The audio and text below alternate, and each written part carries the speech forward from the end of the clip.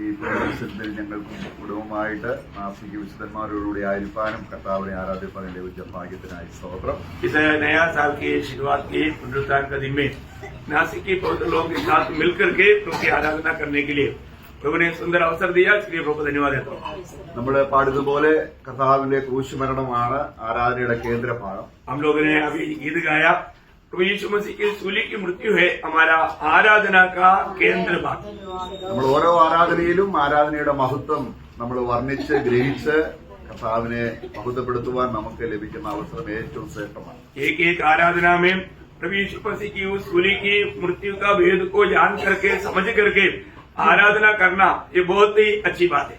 കർത്താവിന്റെ മരണത്തിന് ഒരു ഇറ്റേണൽ വാല്യൂ ഉണ്ട്, ഒരു നിത്യതയോളം നിലനിൽക്കുന്ന അന്ത്യമില്ലാത്ത അവസാനമില്ലാത്ത ഒരു വലിയ വാല്യൂ ദൈവസന്നിധിയിലുണ്ട്. प्रभु यीशु मसीह की मृत्यु का अनंतता तक बना रहने वाला एक मूल्यवान बात है. അത് ഓർക്കുകയും ധ്യാനിക്കുകയും ചെയ്ത് നന്ദി പറയുന്നതിനും ഒരു ഇറ്റേണൽ വാല്യൂ ഉണ്ട്. और उसको याद करना और उसके लिए धन्यवाद देना, उसका भी अनंत काल तक उसका मूल्य है. കാരണം നിത്യജീവനിലാണ് നമുക്കിത് മനസ്സിലാകുന്നത്. क्योंकि ये अनंत जीवन में हम ये बात को समझ पाएंगे. രണ്ട് രീതിയിലാണ് കയ്യിന്റെ വഴിയിൽ ദൈവത്തെ ആരാധിക്കുന്നു, ഹാബേലിന്റെ വഴിയിലും ദൈവത്തെ ആരാധിക്കുന്നു. मतलब आराधना दो प्रकार है, एक कायन के मार्ग में लोग आराधना करते हैं और एक हाबेल के मार्ग में भी प्रभु की आराधना करते हैं. നമ്മള് കയ്യിന്റെ വഴി വിട്ടു. നമ്മള് നാമധേയ ക്രിസ്ത്യാനികളായിരുന്നപ്പോഴും പള്ളിയിൽ പോയി ആരാധന ചെയ്തു, പക്ഷെങ്കിൽ അത് ദൈവത്തിന്റെ വഴി ആയിരുന്നില്ല. हम लोगों ने कायन का मार्ग को छोड़ दिया, क्योंकि हम लोग गिरजाघरों में जाते थे, वहां पर जो भी बात होती थे उसमें भाग लेकर के कार्य करते थे, वो सब हमने छोड़ दिया. ഇന്നത്തെ നമ്മുടെ ആരാധനയുള്ള ബന്ധത്തിലൊരു വാക്യം 1 രാജാക്കന്മാർ 3-ാം അധ്യായത്തിന്റെ 4-ാം വാക്യത്തിൽ നിന്ന് വായിക്കും. आज का इस आराधना का संबंध में एक वचन पढ़ेंगे, पहला राजा 3रा अध्याय उसका 4 वचन. पहला राजा 3रा अध्याय उसका 4 वचन. और राजा गिबोन को बलि चढ़ाने गया, क्योंकि मुख्य ऊंचा स्थान वही था. तब वहाँ की वेदी पर सुलेमान ने 1000 होम बलि चढ़ाए. ഓക്കെ, നമ്മള് ശലോമോൻ രാജാവ് രാജസ്ഥാനത്തിൽ എത്തിയപ്പോൾ അദ്ദേഹം ചെയ്ത ഏറ്റവും ശ്രേഷ്ഠമായ ഒരു കാര്യം ഇതായിരുന്നു, ദൈവത്തിന് 1000 ഹോമയാഗം. अभी सलोमोन जब राजगद्दी में आया, उसने पहले किया हुआ सबसे एक मुख्य बात यह था कि परमेश्वर के लिए 1000 होम बलि चढ़ाया. നമ്മള് യാഗങ്ങളെ കുറിച്ച് പഠിക്കുമ്പോൾ അനേക യാഗങ്ങളുണ്ട്. हम लोग जब बलिदानों के बारे में पढ़ने के समय में कई प्रकार का बलिदान है. നമുക്കതറിയാം. നമ്മള് ലേവ്യ പുസ്തകം അതിന്റെ 7-ാം അധ്യായം 37-ാം വാക്യത്തിൽ വ്യക്തമായിട്ട് എഴുതിയിട്ടുണ്ട്. हम लोग लेवी व्यवस्था 7 अध्याय का 37 वचन में वो व्यक्त रीति में लिखा हुआ है. ഇവിടെ ശലോമോൻ ദൈവത്തിന് അർപ്പിച്ചത് ഹോമയാഗമാണ് എന്നാണ്. अभी यहाँ पर सलोमोन ने जो अर्पण किया वो होम बलि था. 1000 ഹോമയാഗം അർപ്പിച്ചു. और 1000 होम बलि चढ़ाया. എന്നതിനർത്ഥം 1000 ആടുകളെയോ അല്ലെങ്കിൽ 1000 കാളകളെയോ അദ്ദേഹം അർപ്പിച്ചു ദൈവം. बोलने का अर्थ वो 1000 मेमने को नहीं तो बैलों को चढ़ाया. അത് ദൈവത്തിന് പ്രസാദമായി. और ये बात प्रभु को प्रसन्न हुआ. ആരാധനയുടെ യഥാർത്ഥ അടിസ്ഥാനം അതാണ്. आराधना का मुख्य विषय प्रभु प्रसन्न होता है कि नहीं, वो बात है. ശലോമോന് തന്റെ ജീവിതത്തിലെ പാപങ്ങൾക്ക് പാപയാഗവും അകൃത്യയാഗവും അർപ്പിക്കുന്നുണ്ട്. सलोमोन अपने ही जीवन के लिए पाप की बलिदान और अकृत्य की बलिदान भी करते हैं अलग. അതല്ല ഇവിടെ ചെയ്തത്. यहाँ पर वो नहीं किया. പാപങ്ങളിൽ നിന്ന് ഒഴിവായി और पाप से छूट गया. ദൈവം എന്റെ പാപങ്ങൾ ക്ഷമിച്ചു എന്ന് പാപയാഗത്തിലൂടെയും അകൃത്യയാഗത്തിലൂടെയും മനസ്സിലാക്കി ദൈവത്തിന്റെ ആ അനുഗ്രഹത്തിന് നന്ദി സൂചകമായി അദ്ദേഹം അർപ്പിച്ച ആരാധനയാണ് ഹോമയാഗം. प्रभु ने मेरा पापों को मेरा अतिक्रमों को क्षमा किया, ये बात का विश्वास के साथ उन्होंने चढ़ाया हुआ एक और बलिदान था ये होम बलि. അപ്പോൾ ഇതെല്ലാം കർത്താവിനെ കണ്ടുകൊണ്ടാണ് അദ്ദേഹം ചെയ്തത്. ये सब प्रभु को देख करके उन्होंने किया. അപ്പോൾ നമ്മുടെ ക്രിസ്തീയ ജീവിതത്തിൽ हमारा मसीह जीवन में കർത്താവ് നമുക്ക് പാപയാഗമായി, प्रभु हमारे लिए पाप का बलिदान हुआ, അകൃത്യയാഗമായി, वो हमारे लिए अकृत्य का बलिदान हुआ. അതെല്ലാം നല്ല രീതിയിൽ മനസ്സിലായപ്പോൾ നല്ല മനസ്സാക്ഷി ദൈവത്തോട് നേരെ വന്നു. और ये सब जानने के बाद में हमारा दिल प्रभु के साथ एकदम सीधा होना. അപ്പോൾ അങ്ങനെ ദൈവവുമായി നിരപ്പ് വന്നപ്പോൾ और प्रभु के साथ मेल खाने के बाद നമ്മൾ ആരാധനയായി അർപ്പിക്കുന്നതാണ് हम लोग आराधना के रूप में अर्पण करने वाला बात है ഈ ഹോമയാഗം. ये होम बलि. ഈ ആരാധനയാണ് ഹോമയാഗം എന്ന് വചനത്തിൽ വ്യക്തമായിട്ട് എവിടെങ്കിലും എഴുതിയിട്ടുണ്ടോ? आराधना ये होम बलि है करके वचन में कहीं ना कहीं लिखा है क्या? നമുക്കെങ്ങനെ തിരിച്ചറിയും? हम कैसे उसको पहचानेंगे?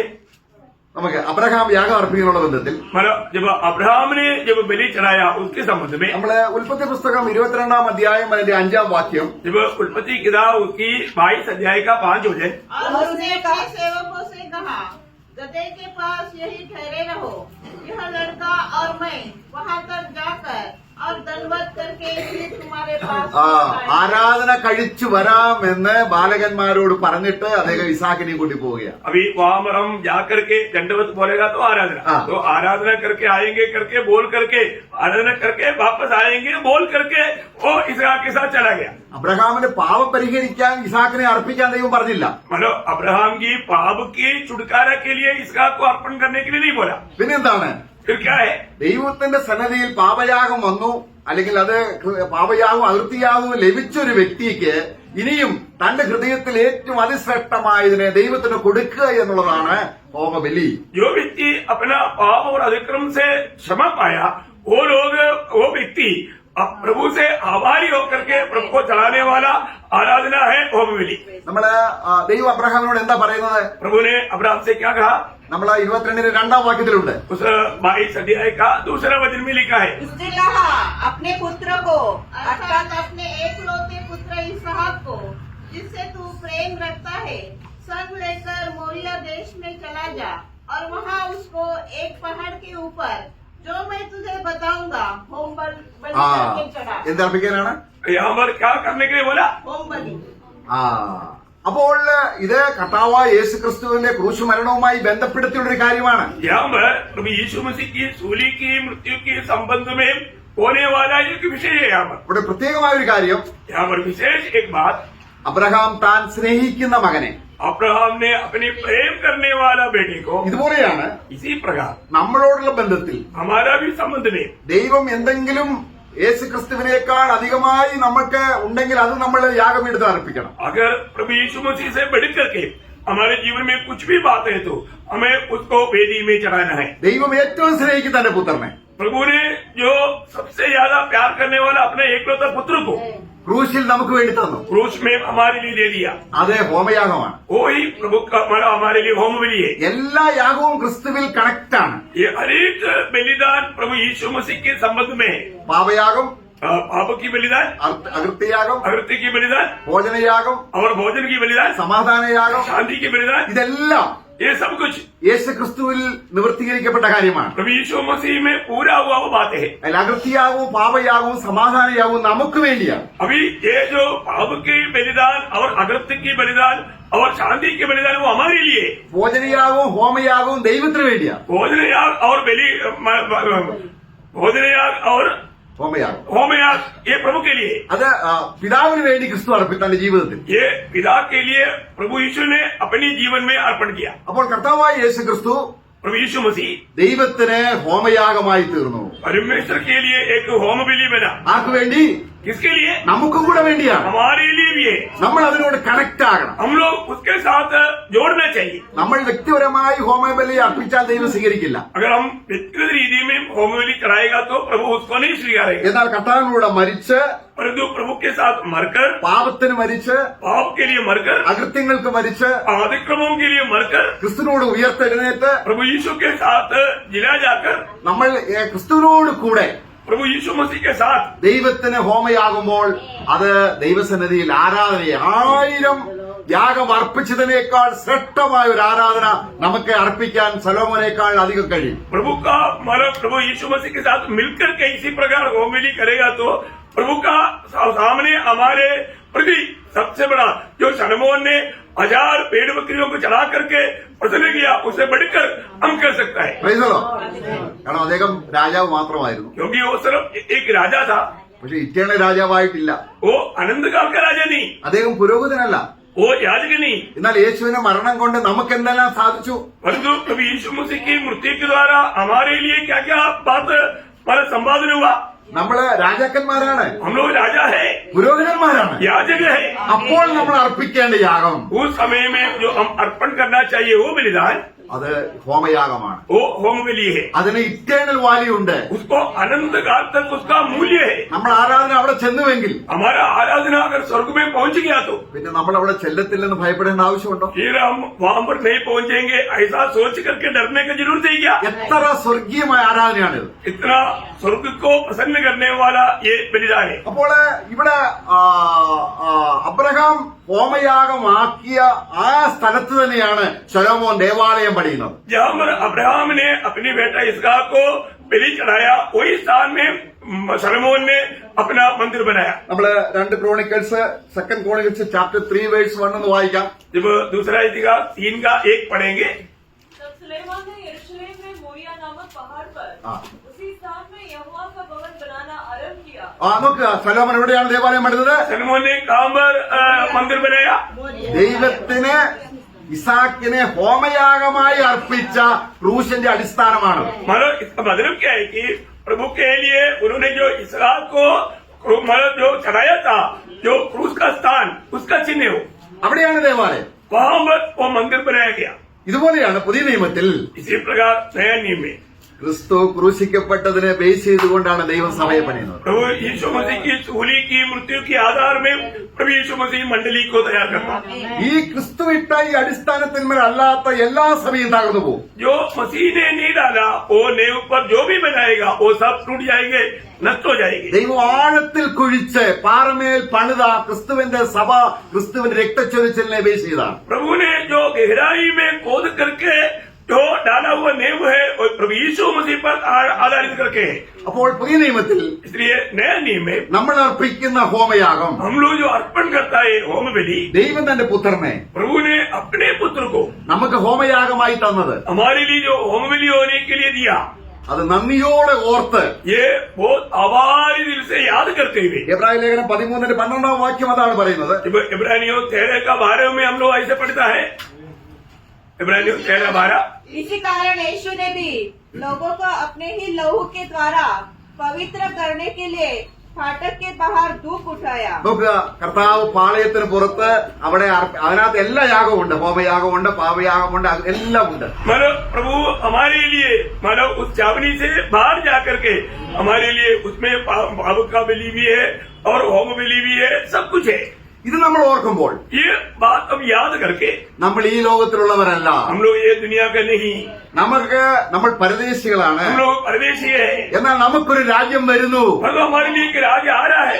ഇന്ന് നമ്മൾ കാണുന്നതല്ല, आज जो हम देखता वो नहीं, കാണാത്തതിനെ കണ്ടുകൊണ്ട് और जो नहीं देखा उसको विश्वास से देखते हुए നമുക്ക് പെർമനന്റ് ആയ ഒരു രാജ്യം, ഒരു സിറ്റി ദൈവം തന്നിരിക്കുന്നു. हमारे लिए हमेशा बना रहने वाला एक नगर प्रभु ने हमें दिया है. എബ്രായ ലേഖനം 13:14 വാക്യം.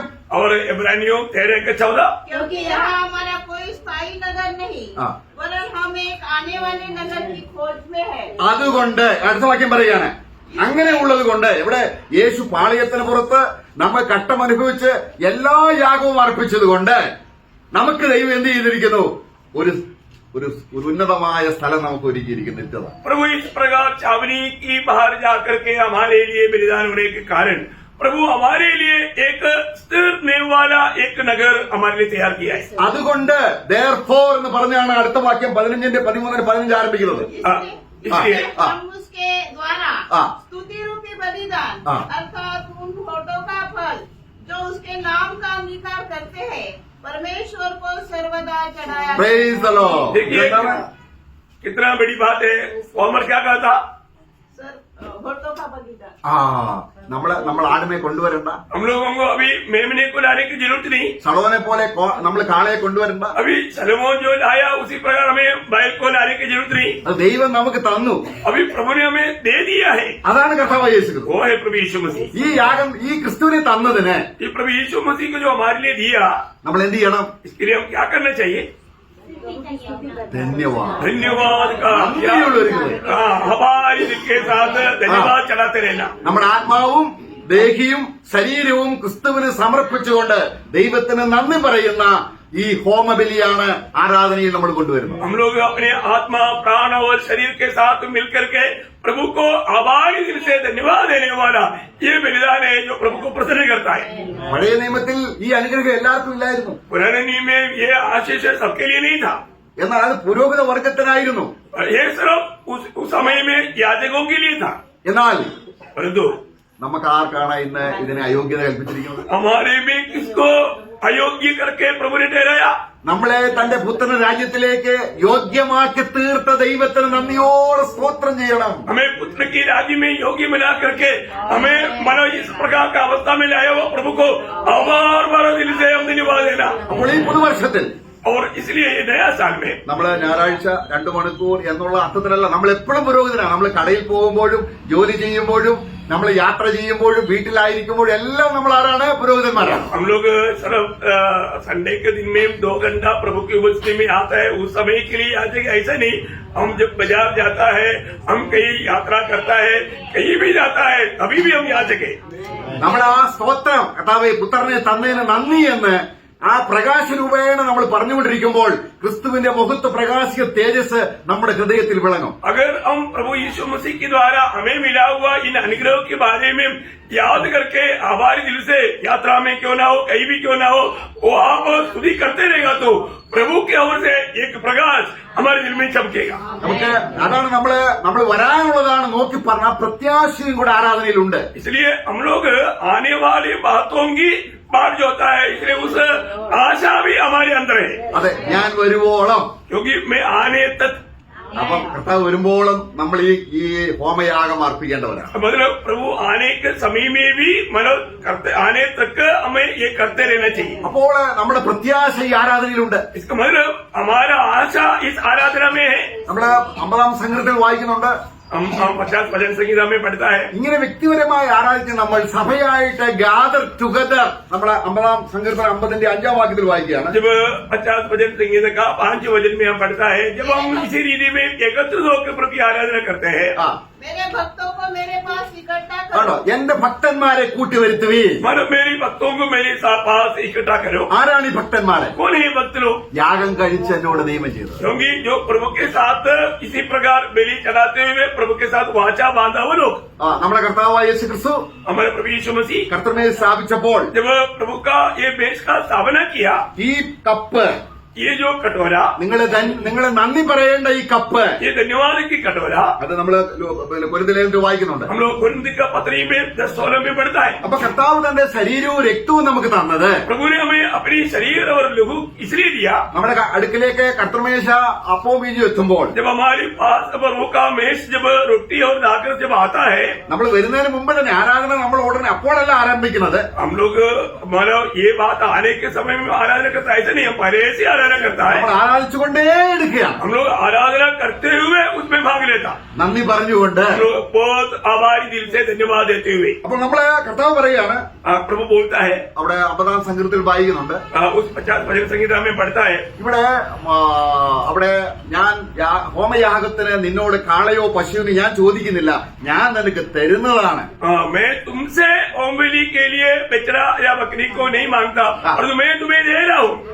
അപ്പോൾ ഈ യാഗപീഠത്തിൽ ഒരു കാളയോ പശുവിനെ കൊണ്ടുവരുമ്പോൾ ഞാൻ ദൈവത്തിന് കൊടുക്കുന്നു എന്ന ആശയമല്ല, ദൈവം എനിക്ക് തന്നത് ഞാൻ കൊടുക്കുന്നു. मतलब इस वेदी में अगर बछड़ा या मतलब बैल को लाता है, हम देता है तो हम देता, ऐसा नहीं, प्रभु ने दिया वो मैं दे रहा हूँ। അപ്പോൾ സോളമൻ 1000 യാഗം അർപ്പിച്ചപ്പോൾ എന്റെ മഹത്വപ്രഭയിൽ ഞാൻ ദൈവത്തിന് കൊടുക്കുന്നു എന്ന ആശയമല്ല. मतलब सोलोमन ने जब 1000 भेड़ बकरी को चढ़ाया, उस समय में मैंने मेरी महिमा सामर्थ्य में प्रभु को दिया, उस अर्थ में नहीं। പിന്നെന്താണ് അവന് ജ്ഞാനം ഉണ്ടായിരുന്നു. वो बहुत ज्ञानी था, ദൈവം എനിക്ക് തന്നത് प्रभु ने मुझको दिया, ഞാൻ ദൈവത്തിന് കൊടുക്കും. मैंने प्रभु को दिया। ഞാൻ അതിന്റെ 3-ാം അധ്യായത്തിൽ 3-ാം അധ്യായത്തിൽ 3-ാം വാക്യത്തിൽ വായിക്കുന്നുണ്ട്, मतलब उस पहला राजा 3 में पढ़ता है, അവൻ യഹോവയെ സ്നേഹിച്ചു, वो प्रभु से प्रेम किया, അവന്റെ അപ്പനായ ദാവീദ് നടന്ന പാതകളിൽ അവൻ നടന്നു. उसके पिता दावीद चला हुआ वही मार्ग में सोलोमन भी चला। അവന്റെ അപ്പനാണ് ആ ആടുകളെയും കാളകളെയും എല്ലാം സമ്പാദിച്ചത്. उसका पिता ने ये सारे भेड़ बकरियों को मन प्राप्त किया था। അപ്പോൾ അദ്ദേഹം അർപ്പിച്ചപ്പോൾ അദ്ദേഹത്തിന് ഞാൻ എന്റെ ഗവൺമെന്റ് കൊണ്ട് 1000 കാളയെ അർപ്പിച്ചു എന്നല്ല, मतलब उस समय में मैंने मेरी ताकत में, मेरी सामर्थ्य में ऐसा कोई घमंडी होकर के मैंने अर्पण किया, ऐसा नहीं। പിന്നെന്താണ്, फिर कैसा? ദൈവം എനിക്ക് തന്നു. प्रभु ने ये सब मुझको दिया। ദാവീദ് അവസാനം തന്റെ ജീവിതത്തിന്റെ അവസാനം എത്തിയപ്പോൾ നമ്മൾ വായിക്കുന്നുണ്ട്, അവന് ജനത്തെ എല്ലാം വിളിച്ചു വരുത്തി. जब दावीद अपनी मतलब बुढ़ापा में सब लोगों को एकत्र करके इसे कहता है എന്നിട്ട് അദ്ദേഹം പറയുകയാണ്, और वो बोलता है നിന്റെ ആലയം പണിയാനുള്ളതെല്ലാം ഞാൻ ശേഖരിച്ചു വെച്ചിട്ടുണ്ട്. प्रभु की मंदिर बनाने के लिए जो कुछ चाहिए वो सब मैंने इकट्ठा किया है. സ്വർണമായത് സ്വർണം, मतलब सोने की जितना चाहिए सोना, വെള്ളിക്ക് വെള്ളി, और चांदी के लिए चांदी, തടിക്ക് തടി, और लकड़ी के लिए लकड़ी, ആടുമാടുകൾ കന്നുകാലികൾ, मतलब भेड़ बकरियां, ഇതെല്ലാം ये सब कुछ ഞാൻ തരുന്നുവെന്നല്ല, मैं देता हूँ ऐसे नहीं. നീ എനിക്ക് തന്നത് तूने मुझको दिया ഞാൻ നിനക്ക് തരും. और मैं तुझे देता हूँ. അതാണ് ഹോമയാഗം. वो है होम वेली. കാരണം ഇതിന് നിത്യതയോളം വാല്യമുണ്ട്. क्योंकि इस बलि का अनंतता तक उसका मूल्य है. അപ്പൊ ദൈവം തന്റെ ഏറ്റവും പ്രധാനമായവനെ प्रभु ने अपना सबसे प्रिय को നമുക്ക് വേണ്ടി हमारे लिए തന്നപ്പോൾ जब दिया तो നമ്മൾ നന്ദിയോടെ അത് സ്വീകരിച്ച്, हम लोग आभार भरा दिल से वो स्वीकार कर. അപ്പൊ ഈ അർത്ഥത്തിൽ നമ്മളെ കർത്താവിനെ ഹോമബലി അർപ്പിക്കുമ്പോൾ और इस रीति में जब हम प्रभु को होम वेली चढ़ाता है, നമ്മള് സങ്കീർത്തനം 50:23 പറയുകയാണ്, जब भजन संहिता 50 का 23 में हम पढ़ता है, ആ, धन्यवाद की बलिदान का चढ़ाने वाला हाँ। मेरी महिमा करता है. ഓ പ്രൈസ് ദി ലോർഡ്. ഈ അർത്ഥത്തിലെല്ലാം ഗ്രഹിച്ചുകൊണ്ട് प्रयोग ये सारे बातों को ग्रहण करके जब हम प्रभु को ये अर्पण करता है, അവിടുത്തെ ഏകജാതനായ പുത്രനെ उसके एक लौटा पुत्र को എനിക്ക് വേണ്ടി मेरे लिए ക്രൂശിൽ ഈ വേദന, നിന്ന, പരിഹാസം, കഷ്ടത ഇതെല്ലാം അനുഭവിക്കാൻ എനിക്ക് തന്നിട്ട് എനിക്ക് നിത്യത ഒരുക്കി സ്വർഗത്തിൽ രാജ്യം തന്നു. ഇതെല്ലാം ഗ്രഹിച്ചുകൊണ്ട് ദൈവമേ, അവിടുത്തെ എത്ര നല്ല പിതാവാണ്, ഞാൻ പുത്രമുഖാന്തരം നന്ദി അർപ്പിക്കുന്നു എന്ന് വാസ്തവമായി നമുക്ക് പറയാൻ കഴിഞ്ഞാൽ അത് ഒരു വായിൽ എന്ന പോലെ ഒരു സഭയിൽ നിന്ന് ഉയരുമ്പോൾ ദൈവത്തിന് അത് സുഗ്രാഹ്യമായിട്ട് തിരികെ. जब भी अपना एकलौता पुत्र को मेरे लिए, मेरी पाप की प्रायश्चित के लिए, वो होमवेली होने के लिए अपने आप को दे करके हमारे लिए बलिदान हुआ, ये बात मंडली मिलकर के एक ही स्वर में बोलेगा तो वो प्रभु के लिए एक होमवेली बन जाता. Praise the Lord. Praise the Lord. അത് ദൈവം അതാ അന്ന് രാത്രി ദൈവം ശലോമോനോട് ചോദിച്ചു. उस रात को प्रभु ने शलोमोन से पूछा, ദൈവം പ്രസാദിച്ചു.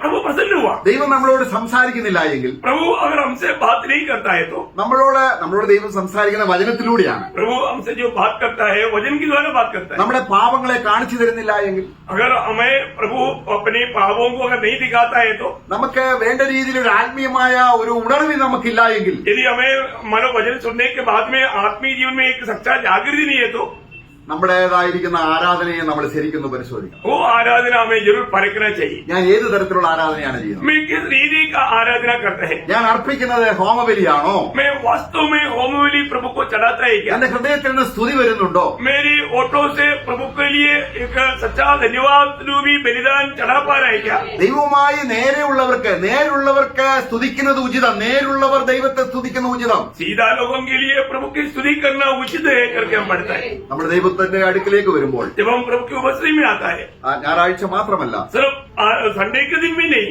നമ്മൾ എപ്പോഴും പുരോഹിതന്മാരാണ്. हम हमेशा का याचक लोग हैं. ദൈവം തന്റെ പുത്രനെ തന്നതിന് നന്ദി. प्रभु ने हमें अपने एकलौता पुत्र दिया, उसके लिए आभार भरा दिल से धन्यवाद हो. നമുക്ക് പ്രത്യാശ ഉണ്ടാകുന്ന ഈ വിധത്തിലാണ്. हमें प्रियोम हमारा आशा जो मजबूत बनता है वो इस रीति में धन्यवाद देने के द्वारा है. കർത്താവ് വരുന്നു എന്നൊരു പ്രസംഗം കേൾക്കുമ്പോൾ ഒരു ഉണർവുണ്ടായാലും കുറച്ചു കഴിയുമ്പോൾ അത് മങ്ങിപ്പോകും. मन प्रभु आ रहा है करके सुनेगा, उस समय में हमको एक जागृति होता है, परंतु वो थोड़ी देर में भूल जाता. എന്നാൽ ദൈവം ക്രിസ്തുവിൽ എനിക്ക് വേണ്ടി എന്തെല്ലാം ചെയ്തു എന്ന് ഓർക്കുമ്പോൾ, परंतु प्रभु ने मेरे लिए मसीह के द्वारा क्या क्या किया, ये बात को याद करेगा तो അവന്റെ നാമത്തെ ഏറ്റുപറയുന്ന അധരബലമെന്ന സ്തോത്രയാഗം ഇടവിടാതെ അർപ്പിക്കുന്നത് ശലോമോൻ അർപ്പിച്ച 1000 യാഗത്തെക്കാൾ ശ്രേഷ്ഠമാണ്. प्रियोम प्रभु का इस सूली की मृत्यु को याद करते हुए धन्यवाद रूपी बलिदान लगातार जब चढ़ाता है, शलोमोन ने जो 1000 भेड़ बकरियों में चढ़ाया, उस भेड़ से या उस बलिदान से बढ़ करके प्रभु के लिए सुग्राह्य बलिदान है. Praise the Lord. നമ്മൾ വെളിപ്പാട് പുസ്തകം 1:6 വായിക്കുകയാണ്. हम प्रकाश के पहला अध्याय का 6 वचन में पढ़ता है, നമ്മളെ സ്നേഹിച്ച്, हमसे प्रेम किया, എത്രമാണ് നമ്മളെ സ്നേഹിച്ച്, हमसे प्रेम किया, നമ്മുടെ പാപങ്ങളെല്ലാം കഴുകിക്കളഞ്ഞ് हमारा पाप को दूर किया, നമുക്ക് ഹോമബലി അർപ്പിക്കത്തക്കവണ്ണം हमें इस प्रभु के लिए होमबलि चढ़ाने लायक രാജാക്കന്മാരും പുരോഹിതന്മാരും ആക്കി തീർത്തവന് हमें राजा और याजक बनाया, उस प्रभु को धन्यवाद. സലോമോൻ കേവലം രാജാവ് മാത്രമായിരുന്നു. सलोमोन सिर्फ एक राजा ही था. കർത്താവ് തന്റെ പരസ്യയോഗത്തിൽ പരസ്യ സൂക്ഷിച്ച് പറയുകയാണ്, प्रभु ने अपनी सेवकाई में कहा, ഇവിടെ ഇതാ ശലോമോനും വലിയത്, यह अमर देखो सलोमोन से बड़ा है. അവൻ അവന്റെ ശരീരം നമുക്ക് വേണ്ടി തരും. उसने हमारे लिए अपने शरीर को दिया. അതുകൊണ്ട് ഈ പുതുവർഷം इसलिए ये नया साल ദൈവം നമുക്കൊരു അടുത്ത വർഷം തരുന്നുവെങ്കിൽ प्रभु अगर एक और नया साल हमें देता है तो നമുക്ക് ആത്മാർത്ഥമായിട്ട് പറയാൻ കഴിയണം, हम लोग दिल की गहराई से हमें कहने के लिए आना चाहिए, അതേ കർത്താവേ, നിനക്ക് അതേ സ്തോത്രയാഗം അർപ്പിക്കാൻ എന്നെ നീ വിളിച്ചിരിക്കുകയാണ്. प्रभु आपको धन्यवाद रूपी बलिदान चढ़ाने के लिए आपने मुझको बुलाया है. ഈ പ്രകാശം നമ്മുടെ ഉള്ളിൽ വരുമ്പോൾ, ये प्रकाश ये हमारे अंदर जब आएगा, ദൈവത്തെ മഹത്വപ്പെടുത്തുമ്പോൾ प्रभु को जब हम महिमा करेगा, അവിടെ അന്ധകാരമില്ല. वहां पर अंधकार नहीं है. യേശു ക്രിസ്തുവിന്റെ മുഖത്ത് പ്രകാശിക്കുന്ന തേജസ് നമ്മുടെ ഹൃദയത്തിൽ വിളങ്ങി തേജസ്സിന്മേൽ തേജസ് പ്രാപിച്ച് നാം മഹത്വത്തിലേക്ക് പ്രവേശിക്കുക. प्रभु का वो महिमा हमारे दिल में लेकर के हम महिमा से महिमा पाते जाएगा. ഈ ഉന്നതമായ പദവിയിലേക്ക് ദൈവം ഉയർത്തിയ സ്തോത്രം. इस ऊंचा पदवी में प्रभु हमको लाया, उसके लिए प्रभु धन्यवाद हो. നാം എങ്ങനെ റെസ്പോണ്ട് ചെയ്യുന്നു എന്ന് മാത്രമാണ് അതിനകത്ത് വ്യത്യാസം. अभी हम इन बातों को सुनने के बाद में हमारी तरफ से हम क्या करता है वो है इसका बात.